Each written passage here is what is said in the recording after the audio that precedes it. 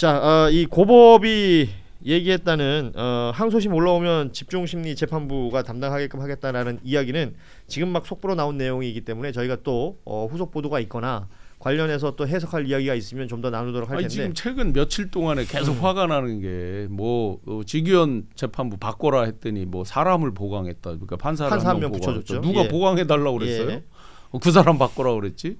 그 정상적이지 않으니까 정상적으로 진행하라 바꿔라 이런 건데, 그러니까 이게 제가 비유하자면 개사과 같은 얘기 아니냐고요. 계속해서 저는 사실 걱정되는 게 지기현 재판부가 저 구속 취소를 할 때 그 구속 취소의 그 명분으로 삼았던 게 수사권에 대해서 상급법원의 판단을 한번 받아보고 싶다라는 보도 자료를 냈었어요. 예. 저는 이게 계속 마음에 걸려서 지금이라도 특검이 그 보통항고라도 해서 이거에 대해서 좀 해소하고 가야, 그래야 이제 지기현 재판부가 다른 데로 빠지거나 별 이상한 논리를 가져오는 걸 좀 막을 수 있지 않을까 생각해서 보통항고라도 문영배 전 그 대행분이 말씀하신 것처럼 해서 좀 여지를 좁혀놓는 게 필요하다. 안 그러면은 지금 말한 것처럼 항소를 기다리고 있다는 것 자체가 이상한 행위를 할 거를 마치 예고하는 것처럼 들릴 수 있기 때문에 뭐가 됐든 항소로 올 거 아니요. 이 느낌 아니에요 지금. 그런데 우리가 그 진짜 뭐 많은 국민들이 존경하는 문영재 재판관이 오죽하면 보통항고 얘기를 하셨겠어요. 근데 하자마자 바로 나온 말이 실익이 없을 것 같다, 이렇게 지금 나왔단 말이에요. 그렇죠. 당장 구속 기간에는 실익이 없지만 그 보통항고 즉 구속 취소를 하면서 냈던 그 보도 자료에 지기현 재판장이 직접 쓴 게 수사권 부분에 대해서 확인하고 가야 될 필요성이 있다, 상급법원에. 그럼 만약에 상급법원에 확인이 있다고 하면 자기는 거기에 따를 것처럼 얘기를 하는 거거든요. 근데 그렇게 우리가 상급법원에서 공수처는 수사권이 있어라고 해준다고 하면 지금 지기현 재판부나 제가 생각했을 때는 윤석열 변호인단에서 노리고 있는 유일한 경우에서인 공소기각의 경우에서를 제거할 수 있는 거거든요. 그래서 이 부분에 대해서는 분명히 실익이 있다. 특검에서 이거는 분명히 보통항고라도 해서 그 상급법원에, 특히 대법원에 확인 한번 받고 가야 된다라고 생각합니다. 저는 정무적으로도 엄청난 실익이 있다고 생각해요. 만약에 항소심 법원에서도 지기현 재판부의 항고를 그대로 받아들인다 그러면 모든 이제 기존에 우리가 몇 명이 소송을 할 수 있다 했던 듯이 그리고 앞으로의 상당수의 혼란이 계속 있을 것이고, 지금은 어정쩡한 세모표가 돼 있는 거잖아요. 네네. 거꾸로 만약에 거기서 뒤집는다면 이건 이제 완전히 또 재판 양상이 달라지는 거잖아요. 그러니까 정무적으로 판단해도 엄청난 실익이 있다. 그러니까 굉장히 중요한 말씀들을 해주고 계십니다. 지금 보면 뉴스들이 소비되는 내용들이 지금 진행되고 있는 법사위 청문회가 있는 것이고, 관련해서 지금 뭐 여러 말들이 나오면 거기에 대한 이제 후속 얘기를 우리가 할 수 있을 것 같은데, 지금 두 분이 얘기해 주신 거는 굉장히 중요한 부분이에요. 만약에 재판부가 무슨 판단을 내린 다음에 그거 가지고 우리가 얘기를 하고 있는 게 아니지 않습니까? 진행 중인 재판인데 이 재판이 정상적으로 진행되고 있는 게 아니잖아요. 앞서 얘기했던 지기현 판사의 구속 취소 이후부터 지금까지 윤석열 피고인이나 아니면 군수뇌부, 아까 말씀하신 뭐 노상원, 뭐 현역 군인은 아닙니다만 노상원이라든지 아니면 현역 군인들이라도 뭐 여인형 등등에 대한 재판이 많이 진행이 되고, 조지호 청장에 대한, 경찰청장에 대한 재판이 진행되고 있는 일련의 과정들을 우리가 제대로 알고 있는 게 없단 말이죠. 그렇죠. 누군가가 방청을 해서 기록하지 않으면 아무것도 모르는 거죠. 특히나 지금. 노상원 재판 같은 경우에는 그 모든 것들이 지금 다 차단돼 있어요. 제가 누누이 말씀드리지만 진짜 뉘른베르크 전범 재판처럼 나중에 뭐 10년 뒤, 20년 뒤, 30년 뒤라도 우리가 역사에 남겨서 확인할 수 있도록 남겨놨어야 되는데, 이거는 공개가 안 되는 건 그럴 수도 있습니다. 왜냐하면 뭐 정보 관련해서 뭐 하는데 거기에 대해 녹화가 되지 않았다는 점은 이거는 민주당이 실책이라고 생각합니다. 전 특검법에 무조건 이걸 넣었어야 된다고 생각하고, 뭐 정보 공개를 시간을 미룬다고 하더라도 무조건 했어야 돼. 이게 너무 아쉽고, 이번 개정안에도 그걸 할 수 있다라는 것으로 약간 어떻게 보면 후퇴한 부분은 정말 아쉽습니다. 지금 청문회 그리고 지금 뭐 고법에서 나온 이 속보를 가지고 저희가 이렇게 시간을 보내봤는데, 왜냐하면 그 외에도 다뤄야 될 것들이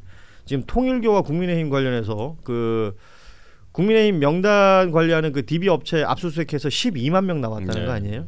근데 이 12만 명을 그냥 단순히 12만 명이라고 볼 것이 아니라 그 대선 후보를 선출하는 그 단계였거나 아니면 그 이후에 당대표를 선출하는 단계에서 이 12만 명이 특정 시기에 특정한 형태로 몰려서 투표 행위를 했고, 그것이 결과에 영향을 미칠 수 있느냐 없느냐를 따져보자면 충분히 가능한 일이잖아요. 가능한 일인데 조금 아쉬움이 있죠. 이제 사실은 이제 2021년 10월달 38만 명이 57만 명으로 간 과정. 갑자기 확 그러면 그때에 들어왔는지를 시점을 알면 이건 똑 떨어지는 거고, 그다음에 2023년 3월 8일 당 대표 뽑는 거. 그래서 예. 그 윤영호 본부장하고 건진 등등이 주고 오고 뭐 윤심은 누구 이거 할 때입니다. 예, 그게 언제 저 문자냐면 2022년 10월 11월쯤 문자예요. 예.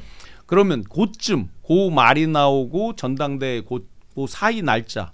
그런데 지금 아쉽게 이게 시점이 밝힐 길이 없잖아요. 특정이 안 되니까요. 예, 그리고 전화번호도 안 되니까 아마 국민의힘에서는 이제 이게 의외로 동명인이 많잖아요. 우리 이름 석자 이렇게 돼 있다 보니까 그래서 이제 오리발 내밀 건덕지가 꽤 있죠. 하지만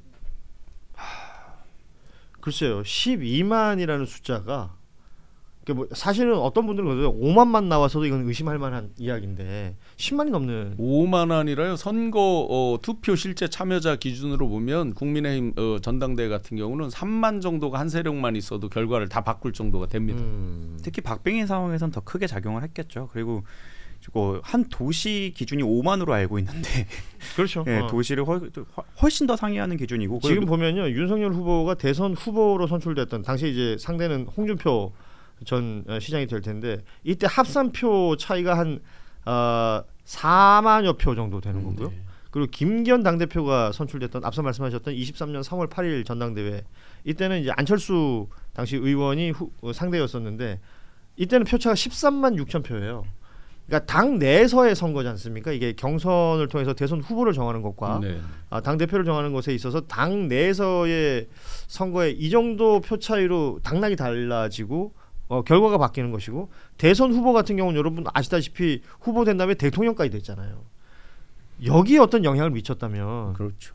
이거는 뭐 근간을 흔들어 버리는 거니까. 말씀해주신 게 윤과 홍이 할 때 이제 합산이 4만 표잖아요. 그렇죠. 근데 이게 뭐 당원 투표 있고 뭐 전당원 그렇죠. 투표 있고 일반에서 한 10.6 가까이를 홍이 이겼단 말이에요. 그렇습니다. 그러니 이걸 4만 표를 역전시키는 게 실제로는 얼마나 많은 표가 들어갔냐고요. 일반을 다 제끼고 올라갔으니까. 명태균과 강혜경 씨가 했던 그 조사를 보면 홍이 항상 거의 위였던 걸로 기억하고 있습니다. 실제 여론에서는. 그러나 명은 그것을 바꾸었었던 것이고 그쵸. 바꿀 수 있는 기술을 부렸던 것이고 그 바뀐 자료를 윤과 김에게 들여다 보여준 것이고 그것을 활용해서 그들은 선거운동을 했던 것이고요. 우리가 지금 뭐 이렇게 얘기를 하다 보면요, 뱅글뱅글 돌아서 다 연결이 돼요. 네. 그런 의미에서 많은 분들이 이 뉴스를 주말 사이 가장 어이없어하면서 허탈해했던 뉴스가 대왕고래였던 것 같습니다. 네. 그러니까 대왕고래도 저는 이것과 다 연결된다고 보거든요. 제가 뭐 방송에서 기회가 있을 때마다 윤석열이라는 사람이 대통령이 돼서 3년 정도 이렇게 임기를 하게 되는데 임기하면서 뭐 했나?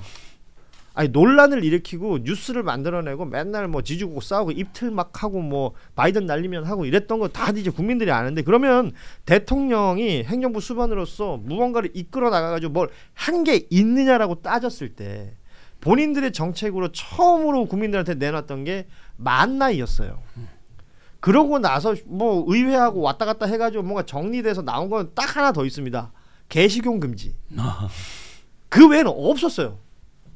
없다가 임기를 2년 훌쩍 지난 대통령이 총선에서 지고 나서 지지율이 확 떨어지니까 국정 브리핑한 걸 처음으로 해요.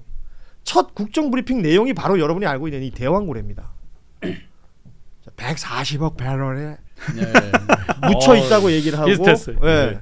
그리고 안덕근 산자부 장관은 나와가지고 삼성 시총의 5배가 2,200조가 여기 묻혀 있다. 이런 얘기를 하면서 국민들을 호도했고 그게 심지어 저 주식 전문가들은 그 얘기하더라고요. 장이 열리고 있는데 그런 발표를 하는 대통령이 어디냐.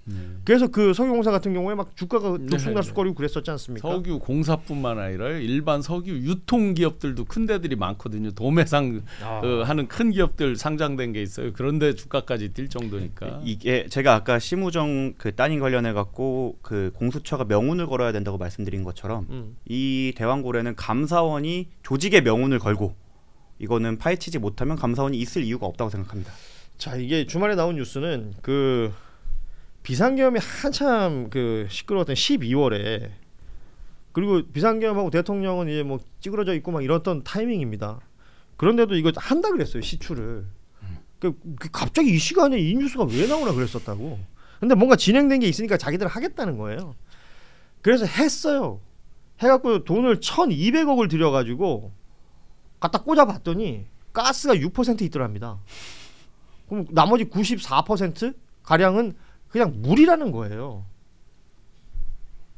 그러니까 뭐야 이게? 난 돈이 너무 아까운 트러플도 거예요. 아니고. 예, 시점을 이제 뭐 아까 말씀 주셨지만 2024년 4월 10날 이제 총선에서 완전 대패를 하고 굉장히 공경에 처해 있고 좀 있으면 이제 국회가 새롭게 또 개원을 앞두고 있고 완전히 코너에 몰려가는 거를 알고 있었어요. 그러니까 뒤에서는 이제 내란은 그 이전부터 준비를 한 거니까 특검에서 밝힌 것도 4월 10 총선 이전 3월부터라고 되는데 저는 당연히 그 앞전이라고 이제 얘기를 했고 제가 이제 속해 있던 그룹이 석유화학 정유사를 가지고 있었죠. 예. 극동정유를. 그래서 처음 딱 나왔을 때 얘기를 했어요. 조금은 아는 입장에서 택도 없는 소리다. 왜 세계 최고의 그 메이저들이 그 호주 그다음에 미국, 캐나다 그 세계 최고의 그 시추 회사들이 하나도 안 덤벼요. 왔다가 빠진 기업들이 대부분이고. 뭐 그것도 우리 우드사이드 얘기하고 그걸 그랬었잖아요. 뭐 우드사이드 같은 경우도 당연히 그랬고 그 사람 이름도 까먹었지만 그 먹튀 어브레유. 예? 어브레유. 어브레이가 그게 어비레유. 그렇구나.